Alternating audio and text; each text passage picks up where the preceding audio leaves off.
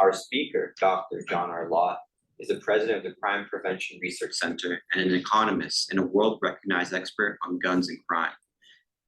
He has served as a senior advisor for research and statistics in the Office of Justice Programs and then the Office of Legal Policy in the U.S. Department of Justice.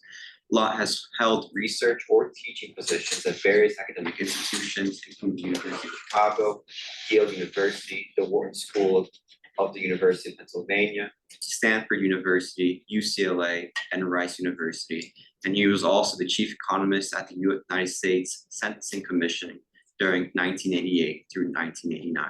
He holds a PhD in economics from UCLA. Lott is a prolific author for both academic and popular publications. He has published over 100 articles in peer-reviewed academic journals and has written 10 books, including More Guns, Less Crime, The Bias Against Guns, and Freedomomics. Yeah, I didn't pick the title. That's a hard one.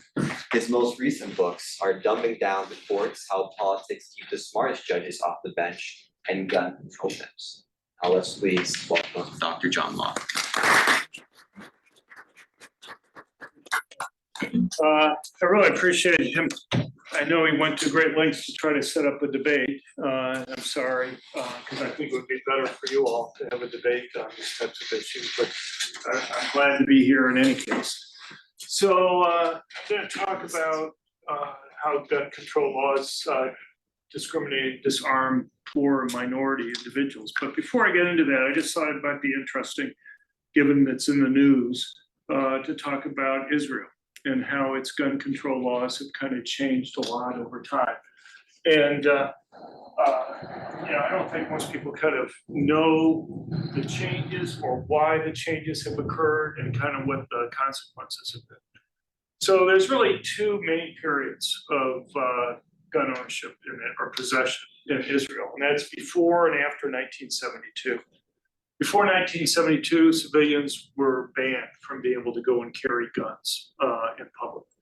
And Israel obviously had terrorist attacks that they had to face from even before when they became a country. And the response, though, after they became a country, was when there'd be more terrorist attacks, the government would go and hire more military, more police to put on the streets. But what they discovered was that no matter how much money they spent, they simply couldn't cover all the possible targets. And there's a simple reason for that, and that is the terrorists have certain tactical advantages when they go and do an attack. Let's say you have a police officer on a bus. There are many options. They can wait for the officer to leave before they attack, or they can go and leave the bus themselves and pick another target where they don't see somebody around. Or they could try to take out the officer first, because once they take out the officer, then they essentially have free reign to go after the other people that are there. So, as I say, for decades, they just try to spend more money, try to hire more police or military to put on the streets, and they realized no matter how much money they spent, they couldn't cover all the targets that were there. So in 1972, they changed it to start allowing civilians to carry. In fact, in many years after 72, you've had as high as 14% of the adult Jewish population in the country who's been able to carry. And that changed things dramatically. So Massachusetts has been a main issue state up until recently. And you're talking about maybe about 5% or so of the adult population with a concealed carry permit, probably a little bit less. And in parts of the state like Boston, it's essentially zero. And you look across the country outside of California and New York, you have about 10.5% of the adult population with a concealed carry permit. And that doesn't even count the fact that we have 27 constitutional carry states where it's not even necessary to have a permit to be able to go and carry. And so you have a lot more than that who legally carry in those states. You go to a restaurant or a mall or a movie theater or a grocery store, and it's very likely that somebody's next to you carrying, but you would never know. You go to Pennsylvania, Pennsylvania has about 15% of the adult population with a concealed carry permit. I don't know, maybe now you don't want to travel to Pennsylvania because you think it's dangerous, but the point is you would never know that these people are carrying. And the same is true with the terrorist. So a terrorist is on a bus, and let's say he has 30 people behind him on a bus. If he were to go after the one police officer there, he has to reveal his position.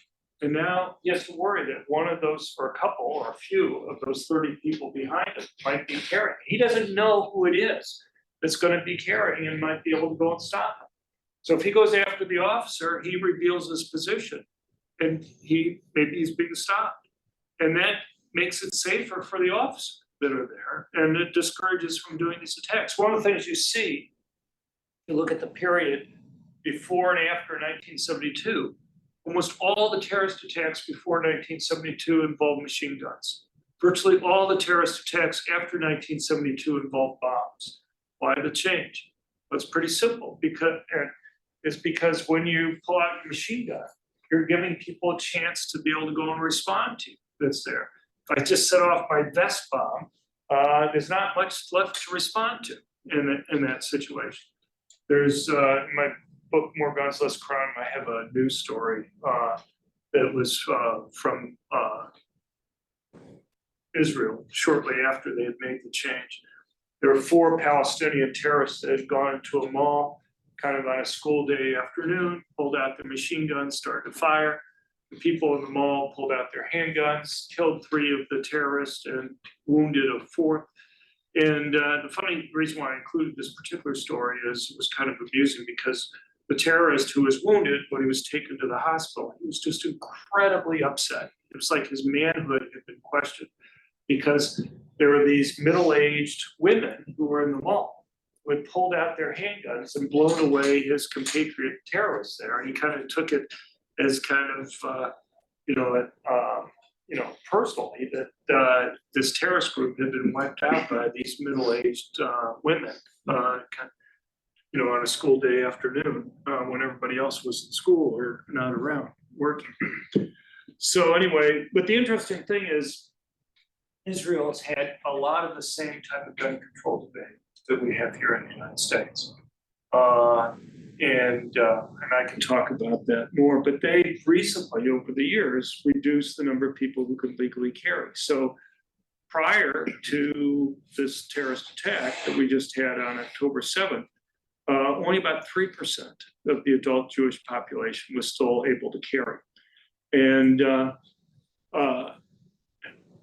one can only imagine if some of the people at the music festival were carrying, how that may have slowed down the attackers and at least allowed other people to escape.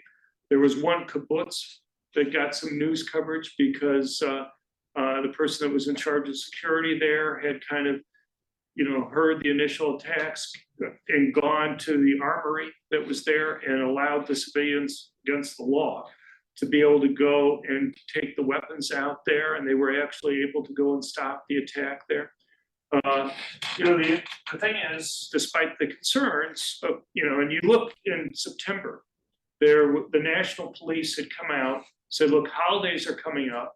Everybody who's legally permitted to carry should do so. But the parties on the left came out, were saying, well, we think this is dangerous to allow civilians to go and carry. The interesting thing is, in the United States, concealed carry permit holders are incredibly law-abiding. You're talking about a firearms conviction rate for concealed carry permit holders in the United States. It's 1/12 the rate that police officers are convicted of firearms-related violations. The police officers are convicted at about 1/20 the rate of the general population. So permit holders are convicted of firearms-related violations at about 1/240 the rate of the general population. And you say the same thing in Israel. Now, on October 8th, the security minister went out there and said, we're changing the rules. Now, if you don't have a criminal record, you can call in and over the phone, we'll grant you a permit to be able to go and carry. My guess is a lot of them wish that they had changed the rules a week earlier or a month earlier, rather than the day after the attack. They still have some nutty rules that are there that they haven't been able to change because they only have so much flexibility without passing a law, where before you were limited to buy 50 bullets a year, and now you're limited to buy 100 bullets a year. problems. Anyway, I just thought since it's been in the news, I would spend a few minutes talking about that before I kind of got into my main, what I was supposed to talk about here. So anyway, so I just want to talk about some general points about crime and kind of where crime occurs and who are the victims of crime before I kind of get into the gun control aspects of this. And we've seen a big increase in violent crime over the last few years in the United States. It's not really a mystery. You know, I'm an economist. Basically, one of the things about economics is if something's more costly, people do less. Price of apples go up, people buy fewer apples. If you make it less risky for criminals to go and commit crime, you're going to have more crime that's going to occur. And over the last few years, we've seen big cuts in police budgets. In New York City in 2020, they cut the police budget by $1 billion a year. Chicago reduced the number of police officers that year by 400 positions. You saw cuts in police budgets in every place from St. Louis to Los Angeles and San Francisco. They also made it more difficult for police to go and do their jobs. In many recent years in Chicago, for example, you've had as low as an arrest rate for murderers that's consistently been below 20%. And in some years, as low as 13% in the last couple of years. And obviously not all those are prosecuted and not all those are convicted. And we've had district attorneys in many parts of the country who have been refusing to prosecute violent criminals. And during COVID, there are many urban areas in this country where you had judges releasing a half or even 2/3 of the inmates from jails that are there, which was something I never quite understood, because even in 2020, surely by the end of that year, we understood that there were certain age groups which were more likely to be affected by COVID than others. You know, you're basically talking about people over 65. Well, those aren't the people in jail. Overwhelmingly, the people that are in jail are like between 18 and early 30s, okay? And so you're releasing huge numbers of those people which are perfectly healthy and have no comorbidities that are obvious and are in an age group where they're not much at risk, but yet you're having very large percentages of them being released. We also have had bail reform, places from New York to Illinois to Chicago. You know, and one thing that people don't seem to understand is the notion of marginal deterrence. So in Detroit, where they've kind of had their own bail reform occurring. There, just a month and a half ago, there was a guy who was arrested for 3 murders. And he was released on $1,000 bond. He immediately murdered another girlfriend. What's the penalty that he faces for doing that? He's already facing 3 life sentences, okay? You're gonna say, okay, now we'll take away his 4th life. And that will discourage him, you know, that will keep him from committing it. It's like no additional penalty that you're imposing on him for doing that. There was a case about 1.5 years ago that you probably have heard of in Wisconsin, where a man drove his SUV through a Christmas parade, killing 6 and sending 61 people to the hospital. Well, he was already facing 4 felony charges. Okay, he had tried to use the same SUV to kill the mother of his child, and he faced 3 other felonies. He was facing 30 years in prison for those charges that he already faced. He's 37, so he already effectively faced a life sentence that was there. Now, what are you going to do? He kills 6 more people. He said, well, that first life sentence, we'll take away lives 2 through 7. From him, and that will, you know, that will discourage him from committing the crime.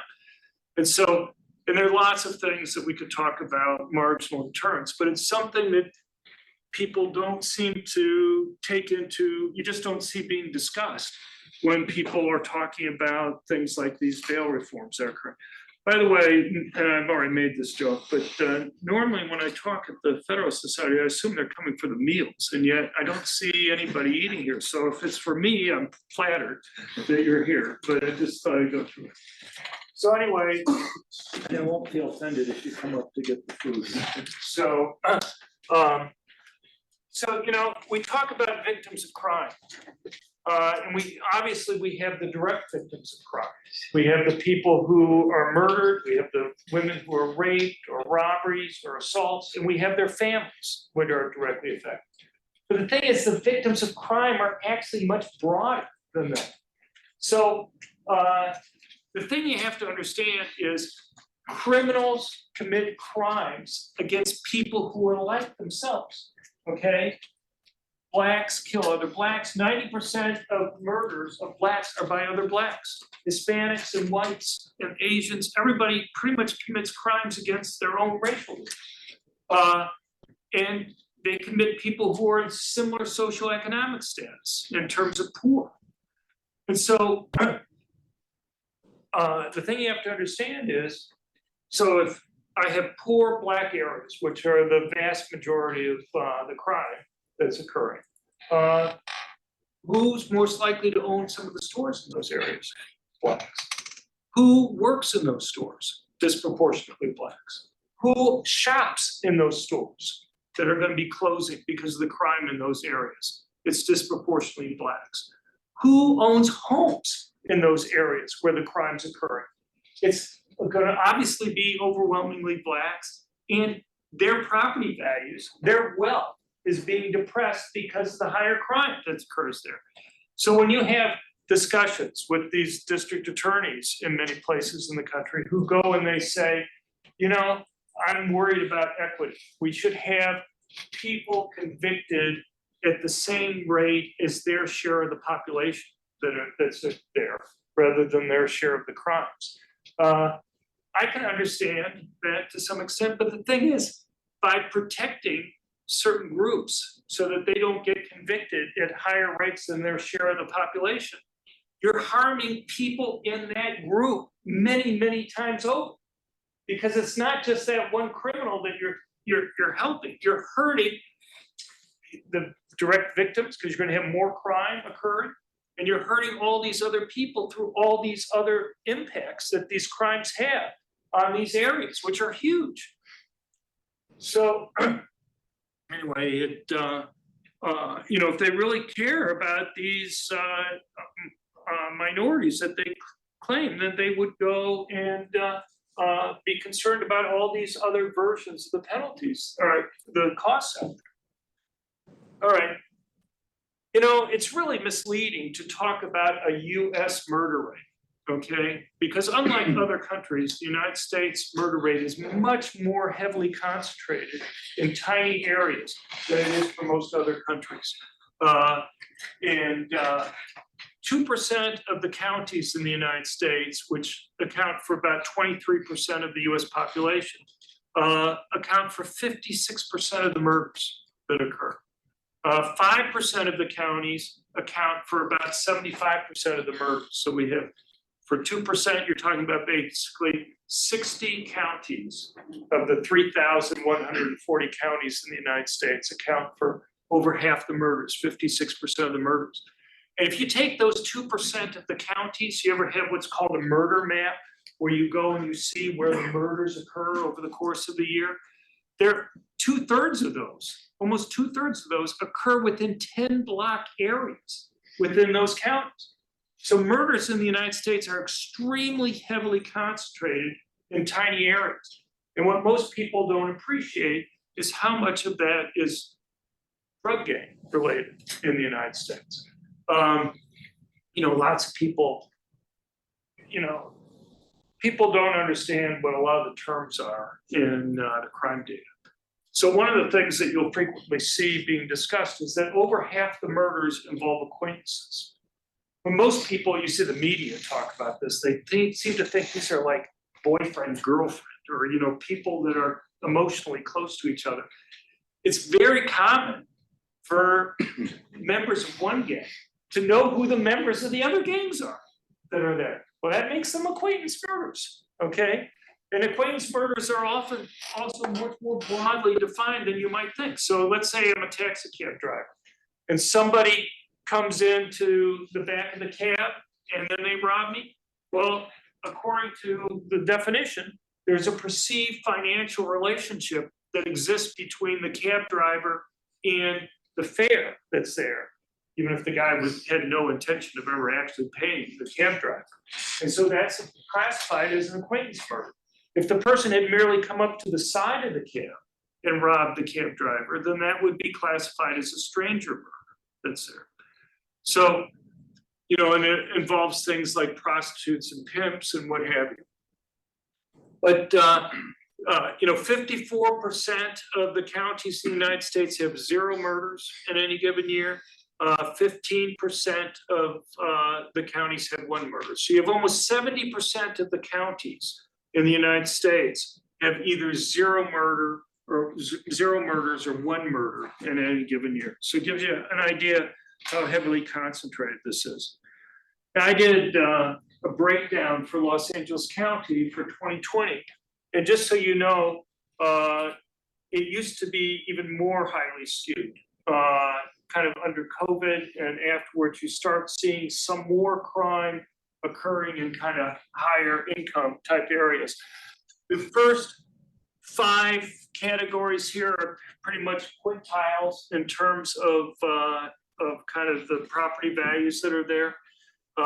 You can see the murder rates for houses that are less than 400K, about 20 per 100,000. That's about 10 times higher than the murder rate for houses that are 100K or $1 million to $1.5 million. And you can see similar low rates if you break that down even into smaller categories that are there. There's a recent poll that just came out by Rasmussen, essentially asking people whether or not violent crime has gotten worse. So this is, you know, they're essentially asked, has it gotten worse or better? And so this is the difference between those 2 answers. And you can see for people who are under $30,000, they think that 59% think it's more likely to have gotten worse than better. You go to the wealthier people here who make over 200,000, and they only 16% of them think that. You can break this down different ways, level of education. It's basically the people who aren't as concerned about the increased crime are basically people who have gone to graduate school, people who are liberals, people who are Democrats.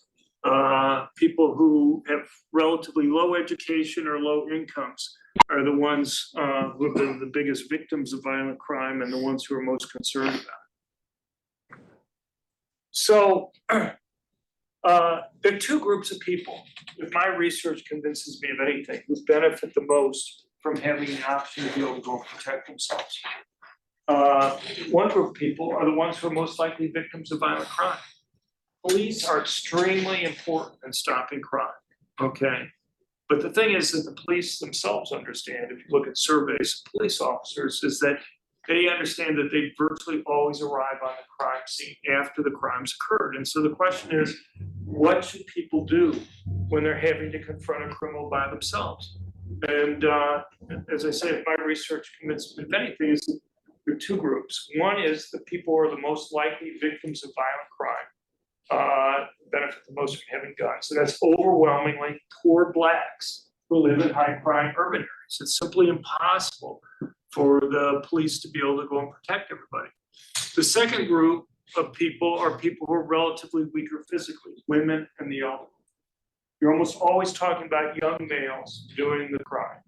And when a man is attacking a woman or an elderly person, there's a lot larger strength differential that exists there than when a man's attacking another man. And the presence of a gun represents a much bigger relative change in a woman's ability to go and protect herself than it does for a man. And I'm happy to go in the question period, ask any things about, you know, these myths about guns being taken away from the person and what have you. Happy to talk about that. I mentioned permits earlier. So last year, we had about 22.5 million people with concealed carry permits. Again, this doesn't take into account that in 27 states, you don't need to have a permit to carry. One of the things that's been interesting has been the changing demographics of permits. Permits are probably about the only kind of hard data we have on who has guns, because otherwise you have to rely on surveys. And the problem is, people aren't always honest with you when you go and you talk about whether they own a gun or not. So, for example, if you look at surveys, there's often about a 15 percentage point difference between married men and married women, whether a gun is owned in the home. Where married men being about 15 percentage points more likely to say a gun is owned than a woman is. Now, could it be that the guy just hasn't told his wife that they have a gun? That's possible. I suppose that's possible. Could it be that the guy is lying and wants to appear macho, saying that he owns a gun? That's possible too. But these surveys on gun ownership rates are often done right after some type of mass public shooting is in the news. And my suspicion is that women are just not as comfortable as a guy going telling some stranger on the phone whether or not they have a gun in the home or not. And the fact that these surveys are usually done after there's been a lot of news about a mass public shooting, I think probably depresses it to some extent. But if you look at permits, one of the things you see is the big growth over the last 8 years in the demographics, that changes the demographics. You've had permits for women. The growth rate for women has been about 109% faster than for men. And for blacks has been about 136% faster for whites. So I can show you, we have some states like Texas, for example, and North Carolina, where they break it down simultaneously by race and sex. And you can see black females, for example, it's just soared among them. Now we have last year we had about 28.3% of permit holders were women. We're about ready to put out our most recent report. It's 30% for women, and blacks are about 12% of the population, which is this year it looks like it's going to be 13%, which is almost exactly blacks' share of the population.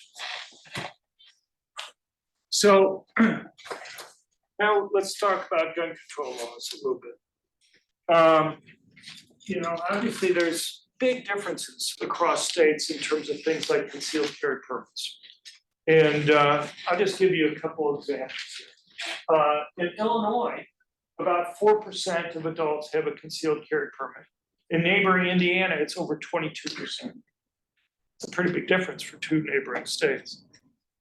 What's the difference? What's the explanation? Turns out that there's actually a pretty simple reason for it. In Illinois, it costs about $450 to go through the process to get a concealed carry permit. In Indiana, it's $0. Okay, you don't even have to pay for the fee for having the background check being done. And so, kind of as we talked about before, you make something more costly, people do less of it. But it's something else that's going on here. It's just not the percent of people who go and get permits. It's also who gets the permits. You have a change in the composition. If you have to pay $450 to go and get a permit, who do you think is going to get a permit in that case? We're not even talking about the cost of the gun or anything else that's there. Basically, it's wealthy whites who live in the suburbs who are getting the permits in Illinois.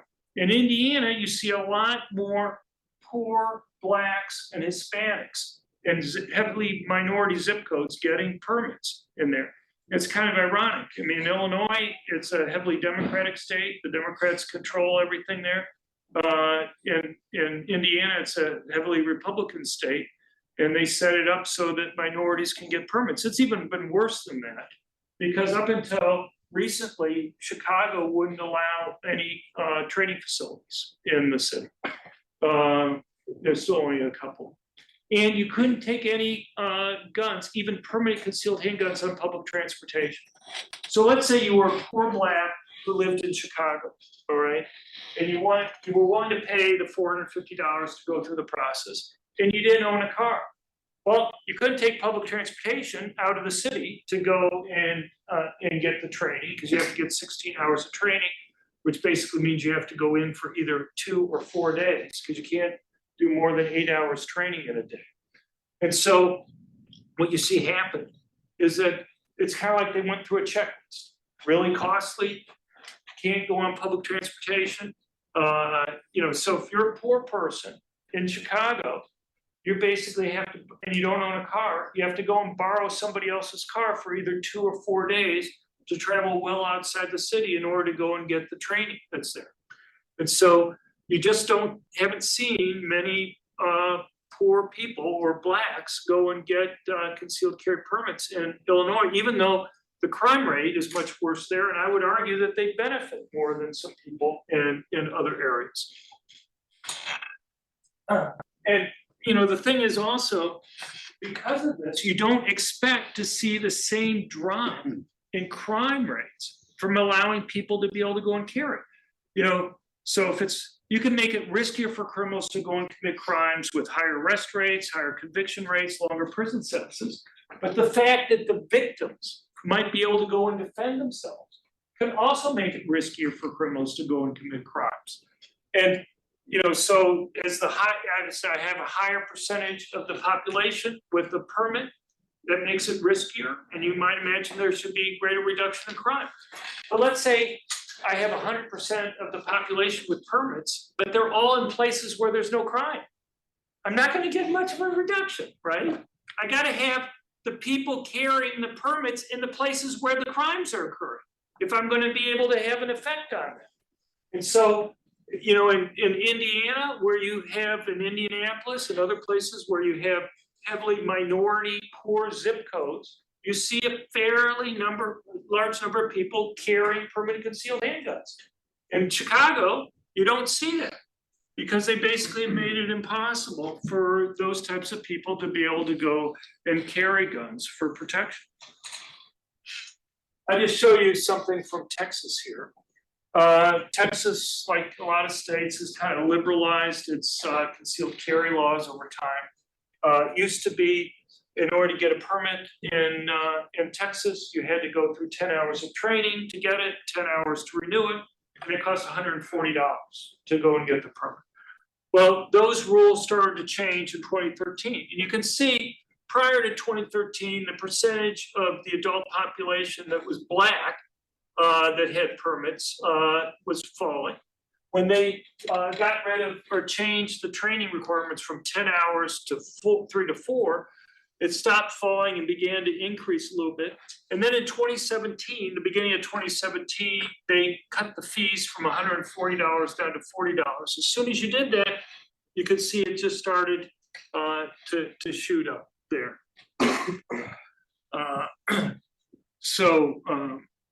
Not too shocking. And here's the data I was mentioning before for women. I'm breaking down for Texas by race and sex. You can see 2013. This top line here is the change in the number of permits for the percentage change for Black females. You can see this one, this yellow line. So this was Black females. White females is the green.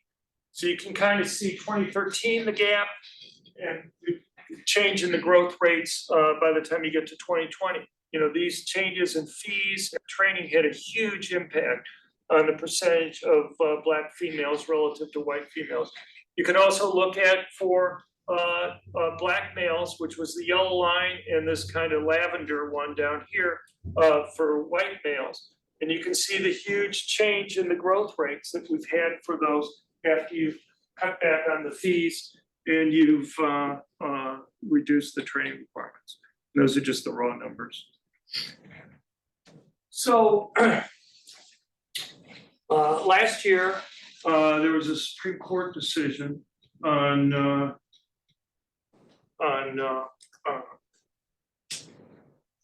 there was a Supreme Court decision called Bruin.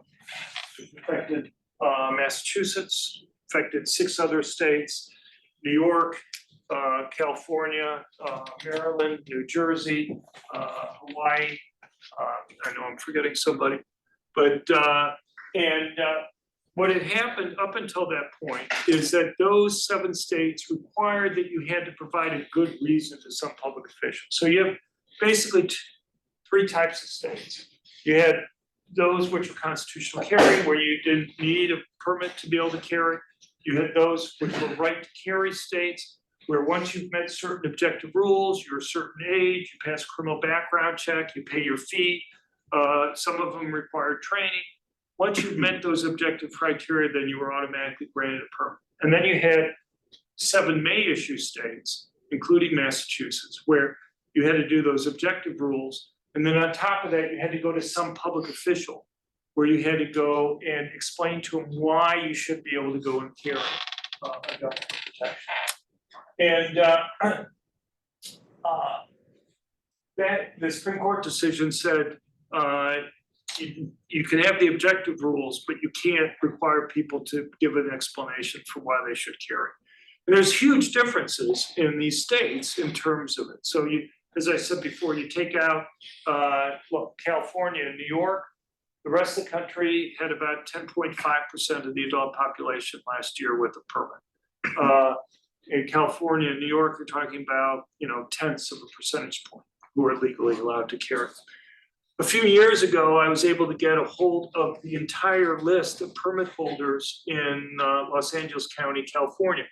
So Los Angeles County had about 8.5 million adults. They had 341 concealed carry permit holders in the county. So pretty much everybody had a permit. So, but the interesting thing was, I was able to kind of go through and just look up the people, see their sex, see their race that was there. Only about 7% of 7.6% of the permit holders were females. As I mentioned before, you have about 28% last year of permit holders were females nationwide. Only 5% were Black, only 6% were Hispanic. 54% of Los Angeles County is Hispanic. 10% of Los Angeles County is Black. So, nationwide, the percentage of permit holders who are Black is pretty much the same as their share of the population. In Los Angeles County, it's half. So here we have a system where people who want to get a permit have to go and justify that they have a good reason to some local public official. And the people who are getting the permits, maybe women in Los Angeles County aren't stalked or threatened with crimes. Maybe it's safer than I realized for them. Maybe Blacks in Los Angeles County aren't victims of crime. Maybe Hispanics are not likely to be victims of crime compared to the rest of the country.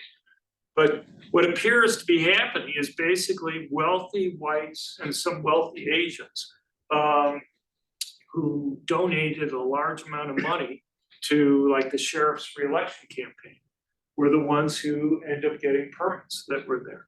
So and I have some data for New York City.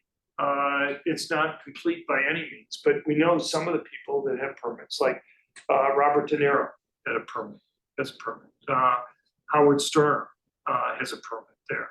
The heads of basically all the labor unions in New York City have concealed carry permits. Arthur Schulzberger, the publisher for the New York Times, has a concealed carry permit. So it seems like, and every once in a while, they'll go and publish kind of the zip codes of people who have concealed carry permits. You see a lot of them on the Upper West Side, but basically like Harlem, it's like zero. It's like a desert in terms of whether or not they grant people permits. And so the irony is here you have, in Los Angeles County is obviously run by Democrats. You have New York City run by Democrats. They claim they care about the poor. They claim that they care about minorities. But just like in Illinois, they seem to have set up rules that make it so that those are not the people that they trust to be able to go and protect themselves or others that are there. Okay, now I want to talk about something else that you may not be cognizant about. when we frequently hear President Biden go and talk about background checks, where he'll go and many times he's made the claim, for example, there have been 4 million dangerous prohibited people that have been stopped from buying guns because of background checks. And that's simply false. What he should say is that there have been 4 million initial denials, and about 99% of those are mistakes. Does anybody here bought a gun? Okay, so you fill out the 4473. Okay, you don't need to out you guys. Just say, but you fill out what's called a 4473. You put down your name, your address, your birthday, your race, your eye color, your sex, your address. And you think they're using all that information. But what they usually use for the vast majority of cases, and I worked on this when I was in the Department of Justice, is they're looking at roughly phonetically similar names and similar birthdays.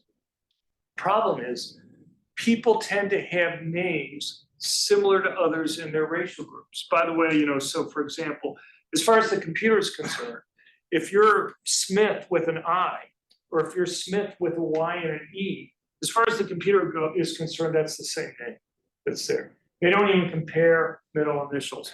I'll give you one funny story. I don't know, anyone know who Congressman Tom McClintock is from California? Okay, so he used to be in the state Senate in California. And when he was in the state Senate, he ended up getting on the no-fly list that was there. And the Capitol Police there in California would try to help him out with the federal people, but they just couldn't get him off the no-fly list. So anyway, so for years he was just having a crazy time flying on planes. And finally, a federal agent kind of pulled him aside and said, when you buy your airplane ticket, rather than putting it down as Thomas C. Clyde, I guess is his name, McClintock, buy it as T. Clyde McClintock. And so he started doing that, and he got through all the time. I'm sure that gives you a lot of confidence in the system. But in any case, here's the problem. People tend to have names similar to others in their racial groups. Hispanics tend to have names similar to other Hispanics. Blacks tend to have names similar to other Blacks. 34% of Black males in the United States are felons. 18% of Hispanic males are felons, 6% of whites males are felons, 3% of Asian males are felons. Well, so where do you expect the mistakes to be greatest when you're looking at roughly phonetically similar names and similar birthdays? You're going to find the mistakes are most likely going to be involving Black and Hispanic males. And if you're interested, I'll give you a war story. So since I was working in DC, you want a war story from working in the government? So anyway, when I agreed to go and work in the Department of Justice, I was senior advisor for research and statistics, as was mentioned earlier. And one of the reasons why I agreed to go was I wanted to get the data, the raw data on the error rate and how it varied across racial groups. And so when I got to Washington, I talked to the people at the Bureau of Justice Statistics, and they were interested in looking at it. And so they contacted the FBI, which is the guys who collect this data. And they asked the FBI to go and give them the data on it.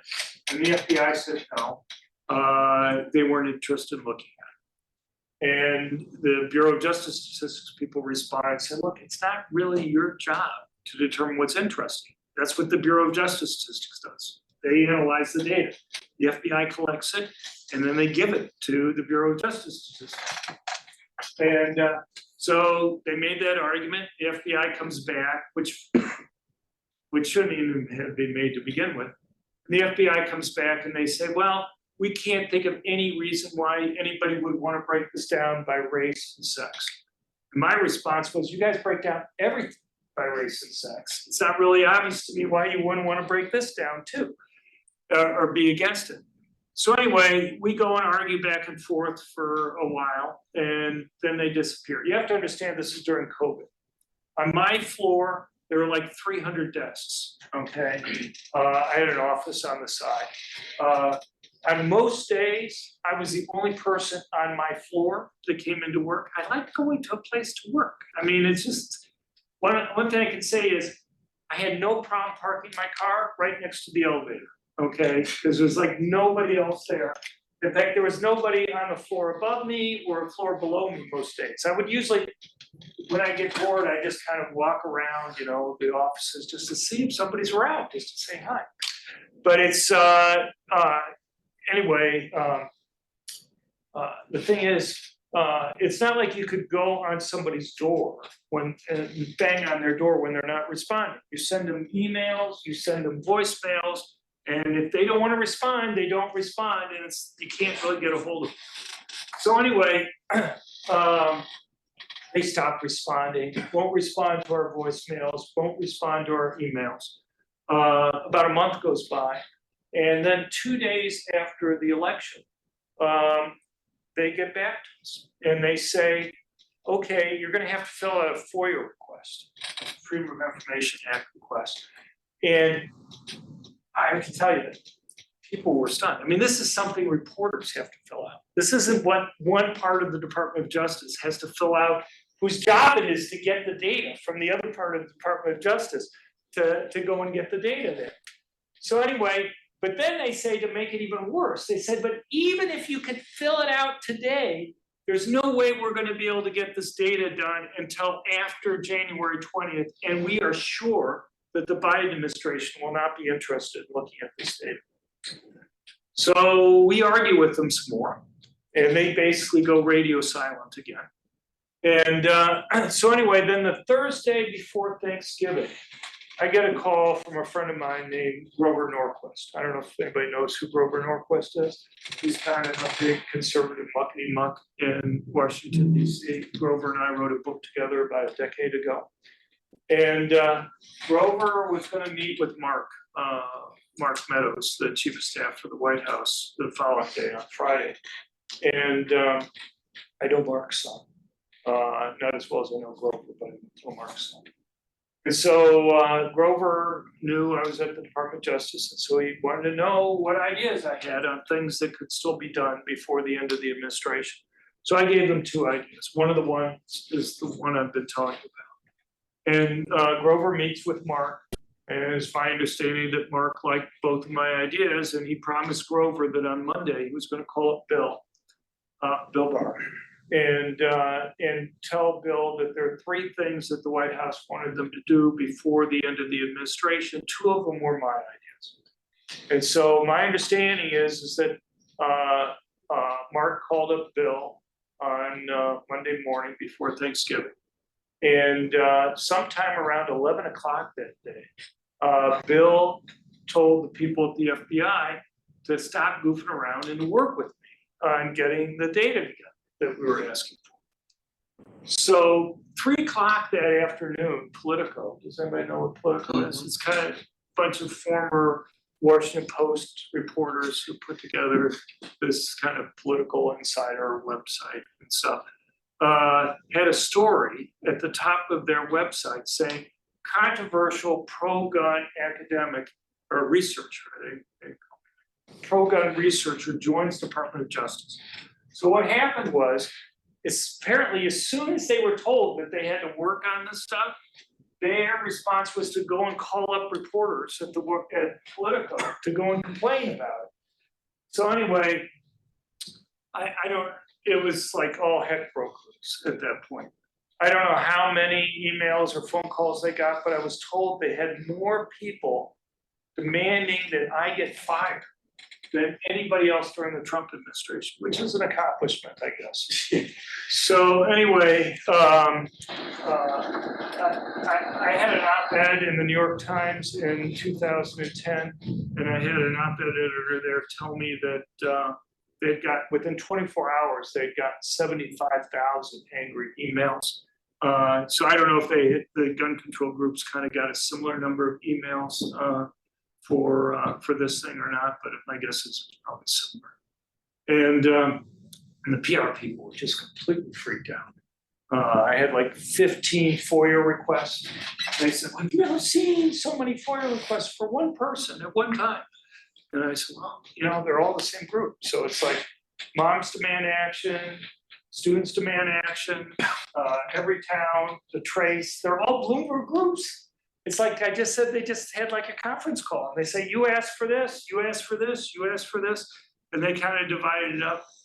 Basically, they were doing things like making me have to go and get emails going back to 2015. They just wanted to bury me with paperwork that I had to go and do. And so anyway,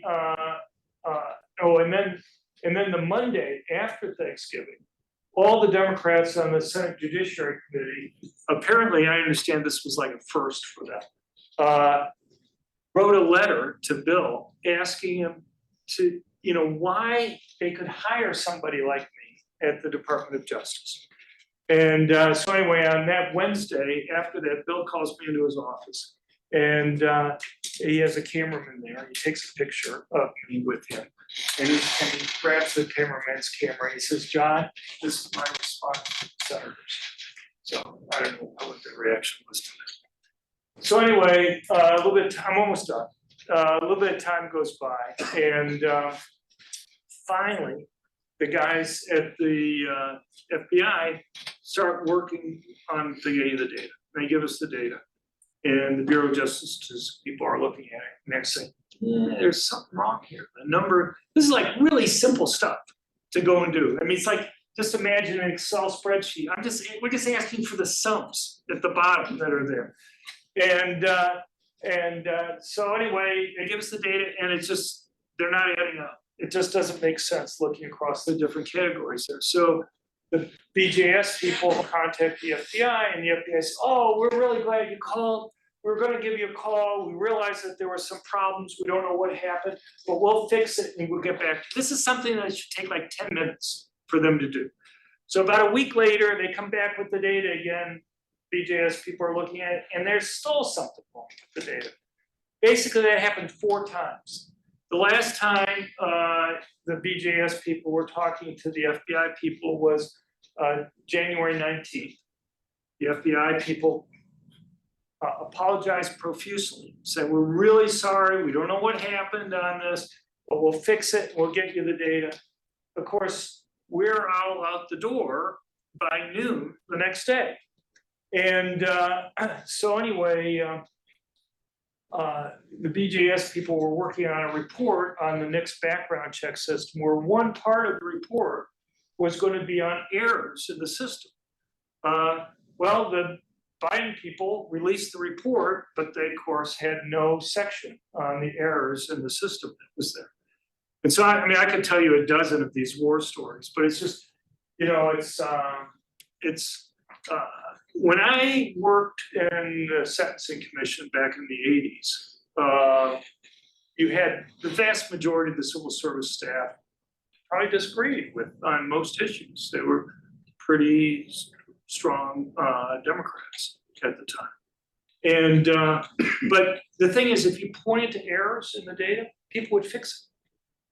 When I was there this last time, twice I had people tell me that when I point out errors, they would say, "Well, I'm a Democrat," and I'm like, what am I supposed to say? I'm supposed to say I'm a Republican, and that's the way we argue. I mean, either the data is right or it's wrong there. People are making decisions on all sorts of stuff there. And I've kind of got to the point where I'm not sure I believe half the data that comes out of the Department of Justice. Anyway, so it's just the general issue about the background checks. I just wanted to give you some background on it. And but here's the deal with the background checks. If you live in a state which have these universal background checks, which are background checks on the private transfers of guns, you normally don't see the cost of background checks. I mean, everybody wants to stop criminals from going and getting guns, but there's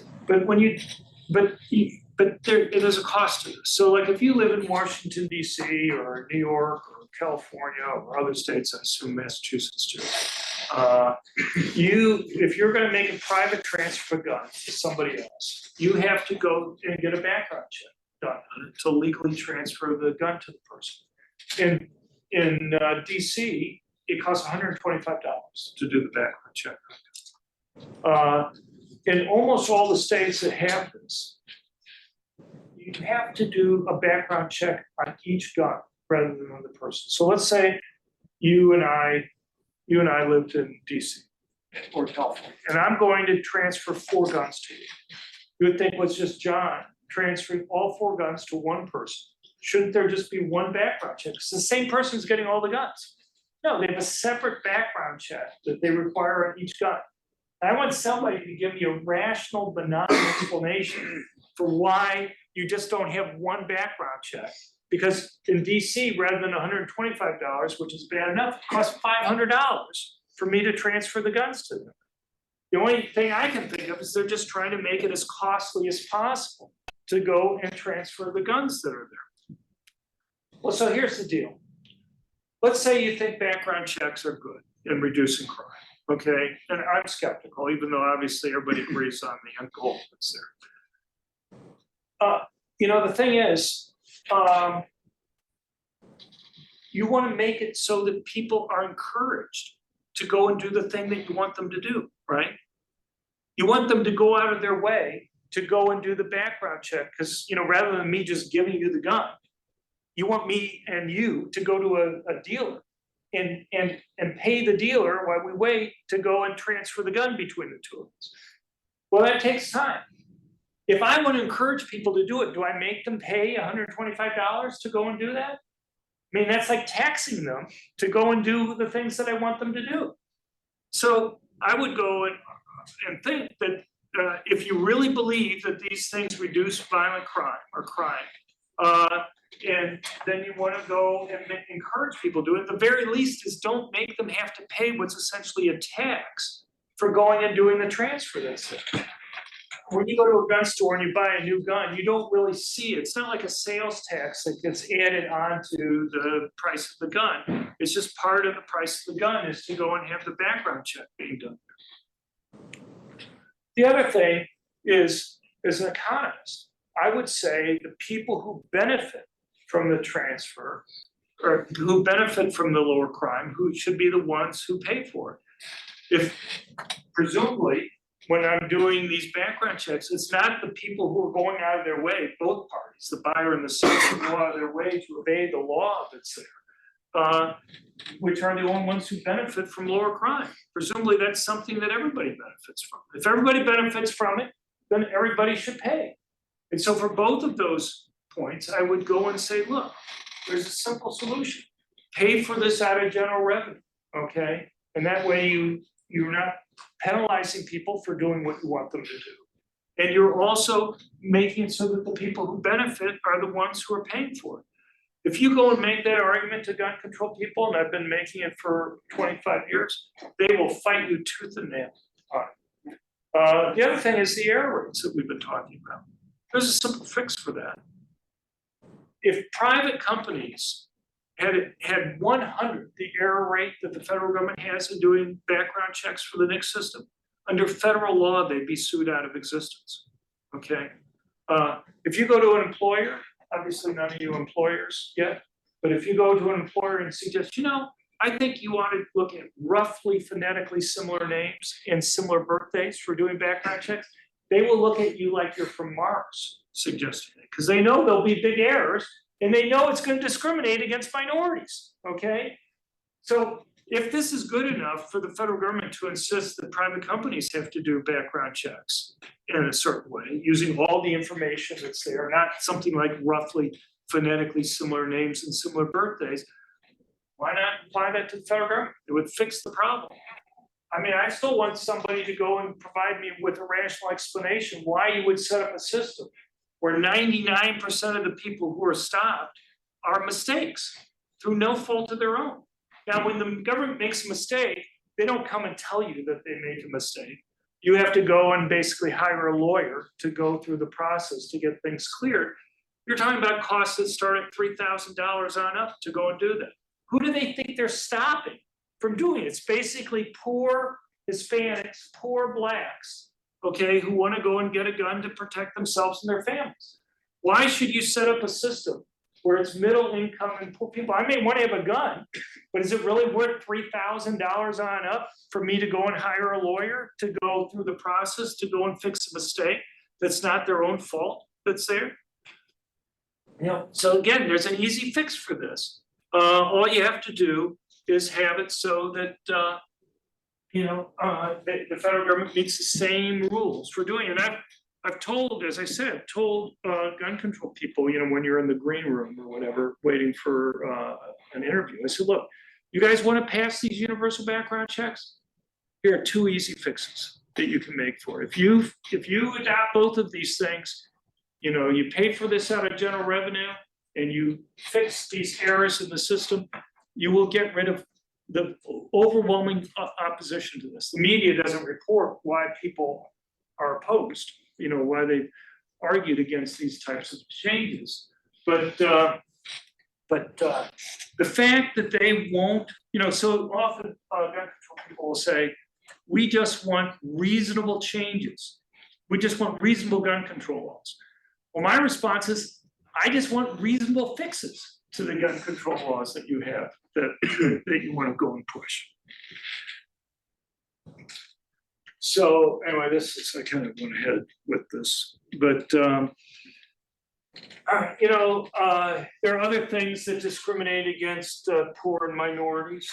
So a lot of democratic states will ban, as Illinois I talked about before, having permanent concealed handguns on public transportation. Well, who do you think primarily takes public transportation? It's basically poor individuals, all right, who disproportionately minorities who are taking that. So, and the thing is, you're just not banned on the public transportation. You're banned going to or from the public transportation. So if you're going to go, some other place in Chicago or New York or whatever, and you want to go shopping, well, it means you're banned. Even if you're allowed in the store, you're not able to take a gun with you to go shopping because you're going to have to go on the public transportation. Or if you're going to go to work, you're not going to be able to take it with you to go to work because you're going to be banned on the way to the public transportation. And once you leave the public transportation to go to work, or you come back late at night home, you're not going to be able to go and protect yourself. And there's been lots of bans and things like public housing and stuff where obviously there have been severe crime problems that have occurred. So anyway, I think I've kind of gone a little long, but anyway, look, the bottom line to me is if my research convinces me of anything, I don't know if you've read my book, More Guns, Less Crime, for example, from the University of Chicago Press, it's that it's the most vulnerable people in our society who benefit the most from being able to have guns. Basically, the people who are the most likely victims of violent crime, overwhelmingly poor Blacks who live in high crime urban areas, and people who are relatively weaker physically, women and the elderly. So anyway, but I'm happy to take any questions that you guys might have. Yeah. I just have like 2 questions. I have 3 if you want, but go ahead. The first one is I'm just curious, like what commonly statistically do people use when they commit violent crime, like for firearms, like is it assault rifles, like handguns? Well, violent crime, less than 8% of violent crime involves guns. Okay. When well, it does, a little bit over 92 involves everything else you can think of, everything from hands and fists to knives to clubs to whatever. Mm-hmm. Now, murders are disproportionately involving guns, but almost no rapes involve guns. And most assaults, the vast majority of assaults and robberies don't involve guns. So yeah, less than 8% of violent crime involves guns. So, when people talk about violent crime being a gun problem, my response is you want to reduce violent crime generally. I mean, it's if somebody gets, hurt or gets killed, to me, it doesn't matter how that happens. You want to make it costly for criminals to go and do that. And you make it costly by higher arrest rates, higher conviction rates, longer prison sentences that are there. And that's the same way you go and you reduce violent crime generally, or you reduce gun crime. You had two questions. The second one was gonna be, so if I understood you correctly, the way you were talking about like victims of crime owning guns is that their gun ownership would deter perpetrators of crime Yeah, right. from like committing that crime. So So, I'll give you an example. Okay. I'll give you a simple yeah, example. that would be great. That's kind of what I was looking for. So there's something called hot burglaries. Hot burglaries occur while the residents are at home, okay? We also call them residential robberies. We have data across all sorts of different countries that are there. I'll just give you two as a comparison. Compare the UK versus the United States. The burglary rate in the United Kingdom is about twice the burglary rate in the United States, okay? In the United States, about 13% of burglaries occur while the residents are in the dwelling. In the UK, it's about 59%. So not only do they have twice as many burglaries, but almost 60% of the burglaries occur while the residents are in the dwelling. Now, there's surveys that are done on burglars that are in jail across many different countries. And American burglars, for example, spend about twice as long casing a home before they break in compared to their British counterparts. But you have a theory for why American burglars spend so much more time looking around a home before they decide to break in? Yeah. Get shot in the face. Yeah, they're worried about getting shot. Their British counterparts aren't concerned about that. One way of protecting yourself is to make sure nobody's home, because then there's nobody to go and shoot. I'll give you another thing. American burglars, you know what time of day burglaries tend to occur in the United States? It's like we had day or night. So yeah, it's day, basically. It's during the day, okay? It's kind of during like school hours or work hours that the burglaries occur. Does everybody know in the UK when they occur? They occur mainly in the evening, okay? And the thing is, so one way of helping to make sure nobody's home is not only casing the home before you break in, but going at a time when people are not likely to be at home, just to make sure, that somebody could be asleep and you don't know if they're asleep. But if it's during the day, they're going to be playing the television or the radio, or you'll hear them talking inside or making some other type of noise before you break in. You're less likely to detect them being there if they're home or not if you try to do it in the evening. So, it's just a simple example. Look, when I was chief economist for the Sentencing Commission, I must have read over 1,000 trial transcripts. And I tell you, when you read these things, the one thing that comes across over and over again is that these guys, if they can commit the same crime with less risk to themselves, they're going to do it. So I can't tell you the number of robbery cases I've read where you'll have the one robber turn evidence against what they call state's evidence against the other robber. And the prosecutors will always ask the same type of questions. They'll say, how did you pick this particular target to go after? And the guy will say something like, well, we talked about going after the drug dealer down the street. He has a lot of money. He has a lot of guns. It'd probably be pretty crazy to go after the drug dealer that was there. And then they said, then we talked about going after a cab driver. But, a lot of the cab drivers carry guns.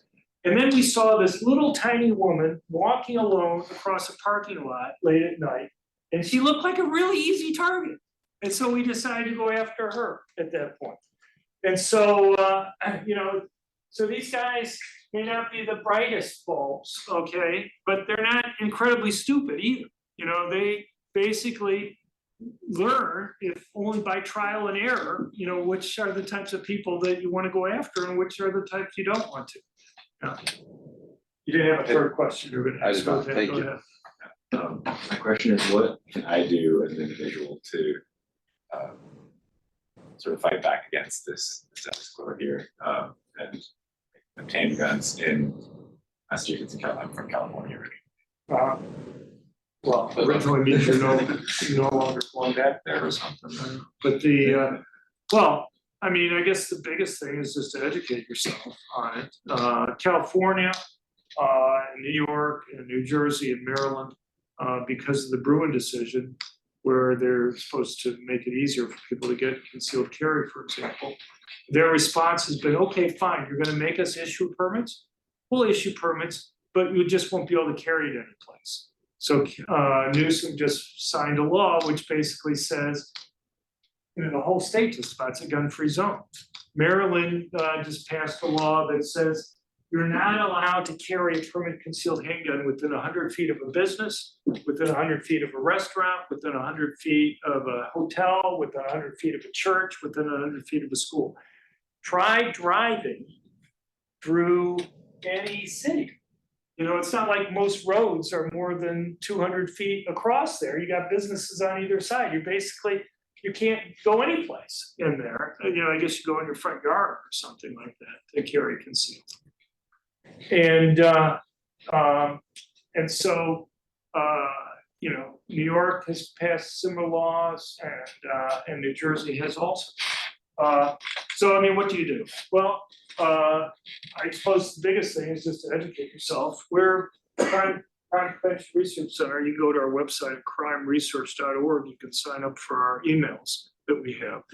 And we put out basically a group of academics. We've got people at Wharton, Harvard, University of Michigan, University of Chicago, who do research on crime type issues, and we put out our studies. The stuff that I've been talking about are our research that we've done on these types of things, and so you can be educated. But if you're going to get a gun, make sure you get trained and stuff like that to be able to know how to use it. And but that's probably the best advice I can give you. Yeah. So you talked a lot about violent crime, and I guess a little bit on mass shooting, but a lot of gun deaths are suicides. And I was curious how gun prevention or something like that would deter suicides from occurring here. Okay, so if you read More Guns, Less Crime or whatever, what you'll find is that one of the discussions I have there is there have been places around the world that have banned either all guns or all handguns. We've seen Chicago and Washington, D.C. ban all handguns for a period of time. One thing that's interesting is that every place in the world that's banned either all guns or all handguns has seen increases in murder rates and no change in suicide, total suicide. What people will look at when they're talking about suicides, they'll look at firearm suicides, and there'll be drops in firearm suicides after their bans on the guns that are there. But essentially what happens is people commit suicides in other ways. And to me, the important thing is what happens to total suicides, not what happens to firearm suicides. And so, as far as the overall murder rate goes, you would think out of randomness, at least once or twice murder rates would go down or stay the same. And surely if guns on net are bad, okay, if we're trying to get at your thing about basically total deaths that are there, then you'd think you'd find lots of places where it would go down. And yet every single time it goes up. And so what's going on there? Well, the thing is, and this applies to gun control laws generally, you have to be careful about who is most likely to obey the law. So if I go and pass a ban, all right, will it be the most law-abiding good citizens who turn in their guns relative to criminals? I may take a few guns away from the criminals, but if I'm primarily disarming the law-abiding citizens that are there, then what I'm going to find is that I'm actually making it easier for the criminals to go and commit crimes. Mexico in 1972 essentially set it up so there's only one gun store in the country since 1972. It's run by the military in Mexico City. The most powerful gun you've been able to legally buy in Mexico since 1972 is a 22 caliber short round bolt action rifle. It's there. And yet, and only about less than 1/10 of the adult population in Mexico is legally licensed to own a gun, okay? You have to pay like $2,000 just to apply, and you won't even get approved many times when you apply. And yet the murder rate in Mexico more than doubled after that. In fact, in recent years, their murder rate has been as high as 6 times higher than the murder rate in the United States. So, one thing that I don't think people most appreciate is kind of the source of guns, okay? The primary source of criminals getting guns in the United States are basically drug gangs. It's not like drug gangs can go to the police and say, "What's other gangs stole our drugs?" Right? What they have to do essentially is set up their own little militaries in order to go and protect that valuable property that they have. And the problem that you have is that it's about as difficult to stop criminals from getting guns as it is to stop them from buying illegal drugs. Okay. So if I could click my fingers and cause all illegal drugs in the United States to disappear and all guns, how long do you think it would be before illegal drugs started coming back into the US? If I live in El Paso, 20 minutes? And how long do you think it would be before they bring in the weapons to protect that valuable property that they have? And that's really valuable property that they have. How long do you think it'd be before they brought in the weapons? They bring them in at the same time. And so what if you're asking the question about total deaths that are there, I would just say, you have a really hard time getting rid of weapons that are there. And, and the problem that you're going to face is, so let me hit your question from one other angle too. And that is, often what you'll see is total gun deaths with regard to look across states, what we call cross-sectional data that's there. And they'll go and they'll say, look, a lot of these states with really low, relatively few gun control laws have high total death rates from guns. The thing is, there are very few academics who actually use cross-sectional data. I know we use it all the time in newspapers and things like that, but there are reasons why very few academics use that. That's because it's very difficult to control for differences across places. So let me give you a simple example. We mentioned before about the UK. A lot of people, people who are against gun control will say, look at Chicago, okay? And people who are for gun control will say, look at the UK. And they'll go and they'll say that with regard to the UK, they'll say the UK has very low homicides. There's very few guns, very strict gun control. So it must be the fact that they have strict gun control that causes low homicide rate. What I would point out is they had even lower homicide rates compared to the United States before they had the strict gun control. That actually went up relative to the United States, still much lower in terms of total homicides, okay? But the point is that there are lots of reasons why they had a low homicide rate. There's a book by Joyce Lee Malcolm from Harvard University Press called Guns and Violence. And she's a historian where she looked at murder and homicides in the UK over the last 1,000 years. And in 1900, London, a city of 8.5 million people at the time, had 3 gun murders.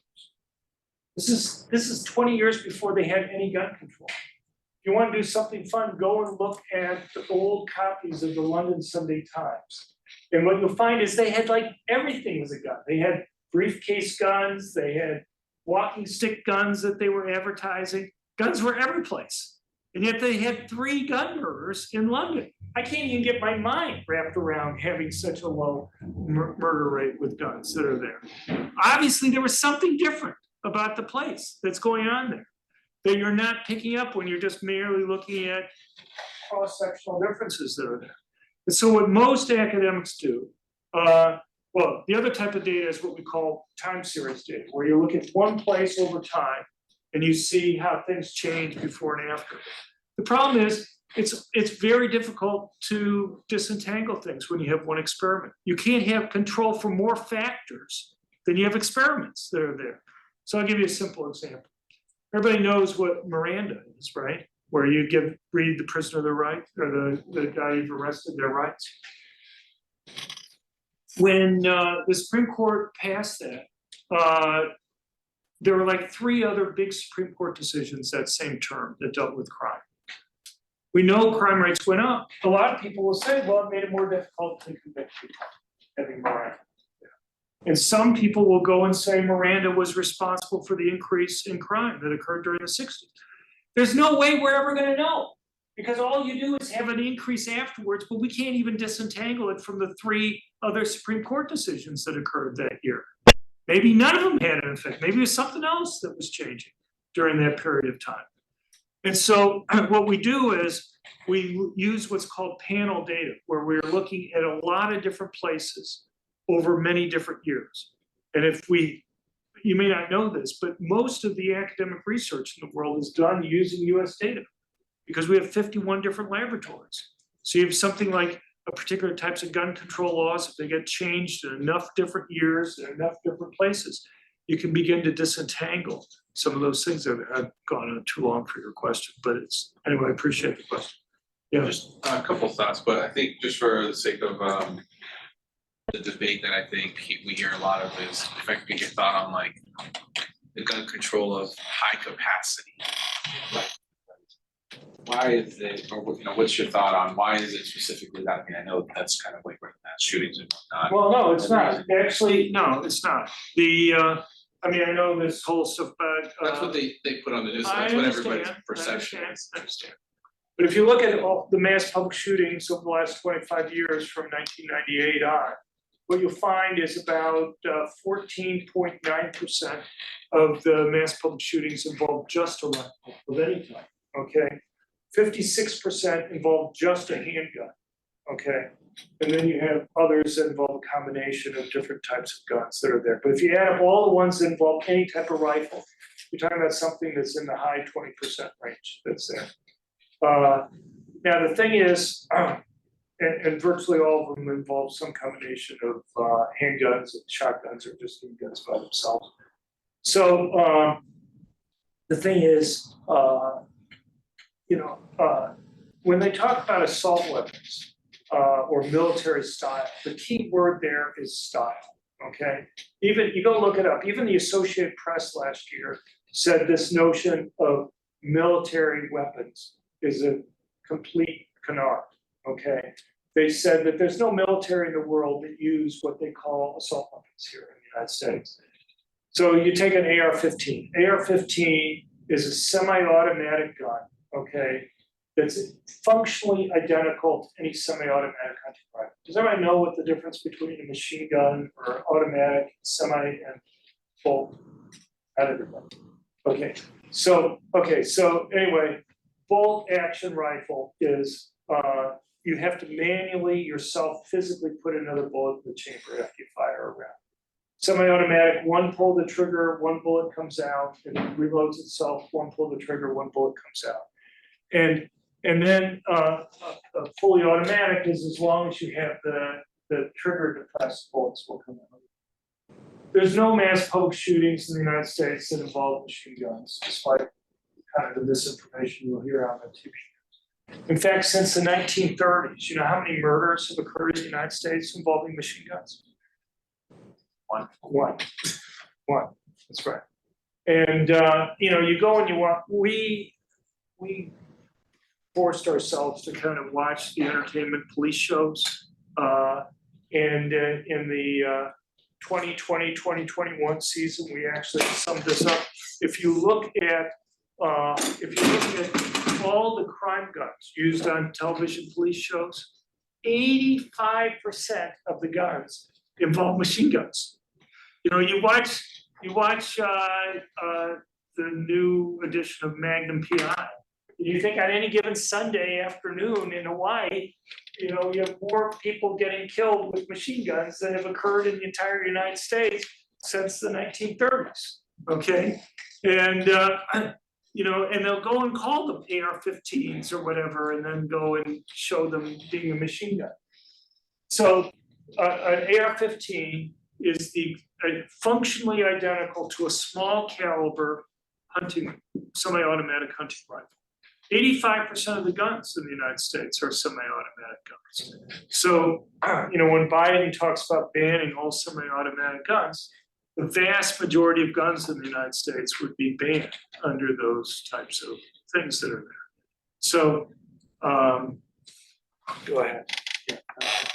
Another thought I wanted to get from you was just regard to the states with the most strictest gun laws, who it's a coincidence, but tend to have also the higher crime, i.e., Chicago being next door to Indiana, who has. Well, as I talked about, you got you're making businesses like- cross-sectional comparisons. That's one reason why I wanted to go through the stuff with the other person.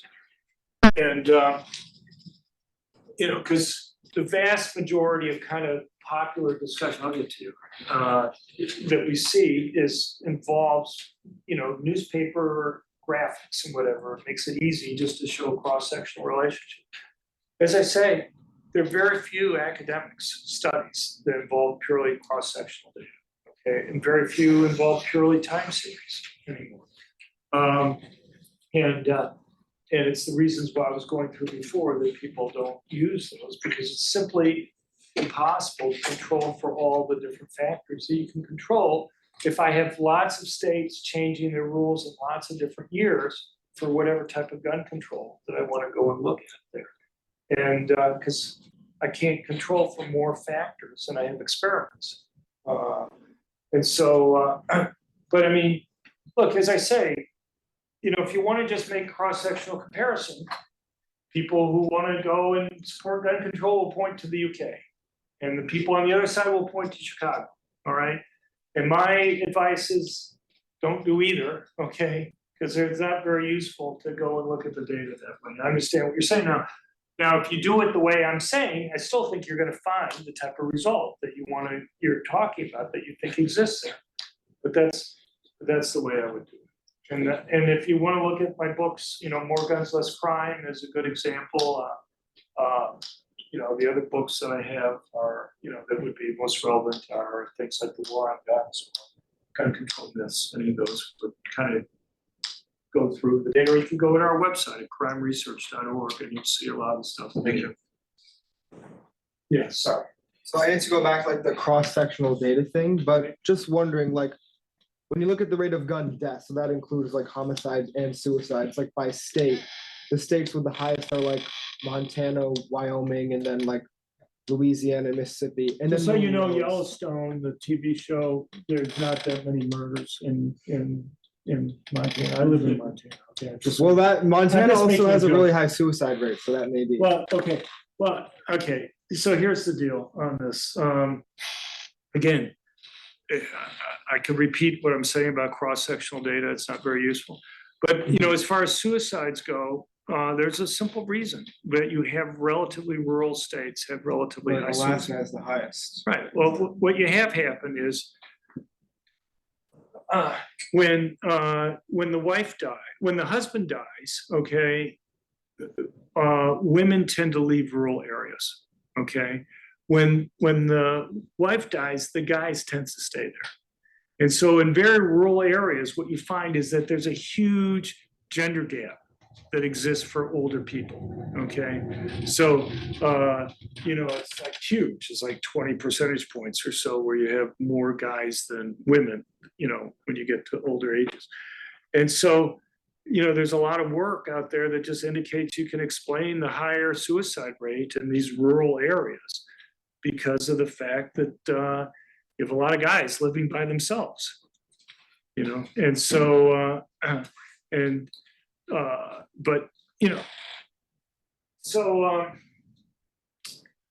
when I go and I testify, and this year I've testified like 12 different state legislatures. One of the things that's always brought up is that, the success rate for committing suicide with guns is higher than it is for other things that are there. That's simply very misleading because if you compare guns versus everything else lumped together, it's higher. But the problem is you're including things like taking sleeping pills. It turns out the success rate for committing suicide with sleeping pills is like 5%. And that's because most people who try to commit suicide with sleeping pills take like 5 or 6 sleeping pills. Is it wise to take 5 or 6 sleeping pills?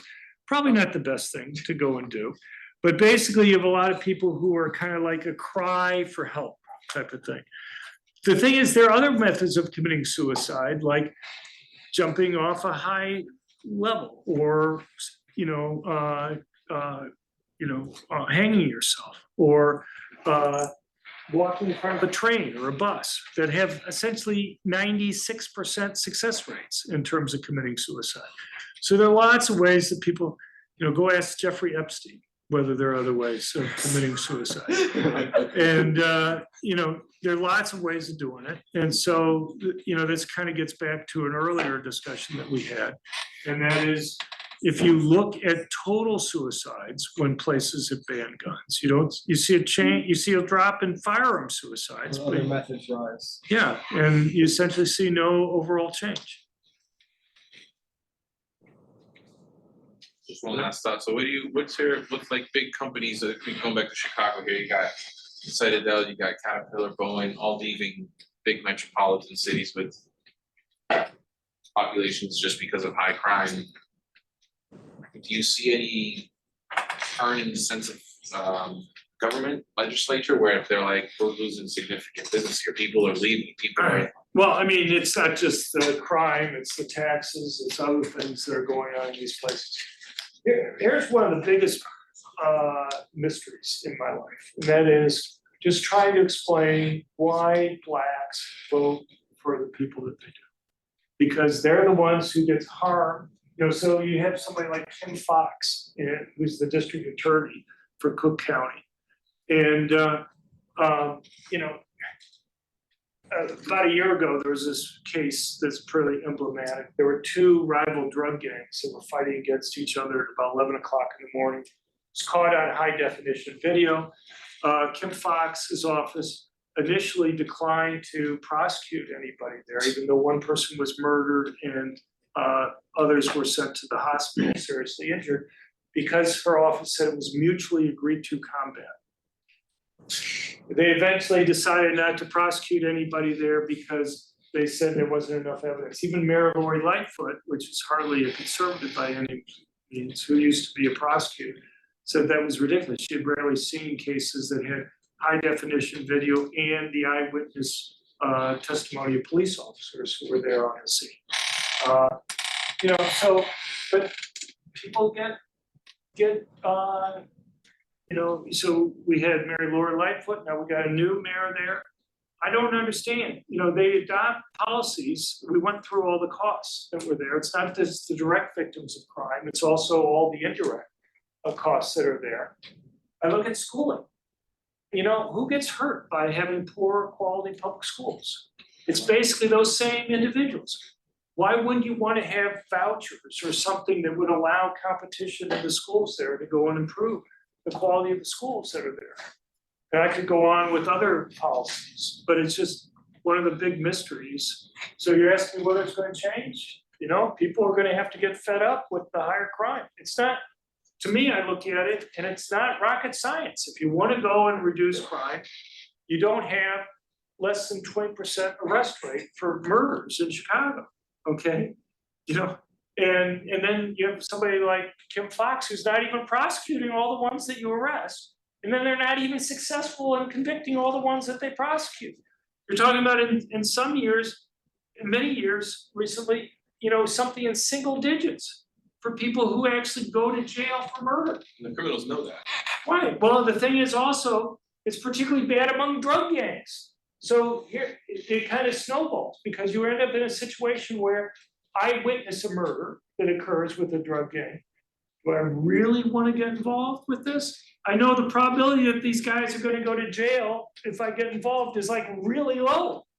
Okay, so even you may be talking about single digits of people going to jail, but for drug gang guys, it's even lower. I don't know what it is, but it's even lower than the average.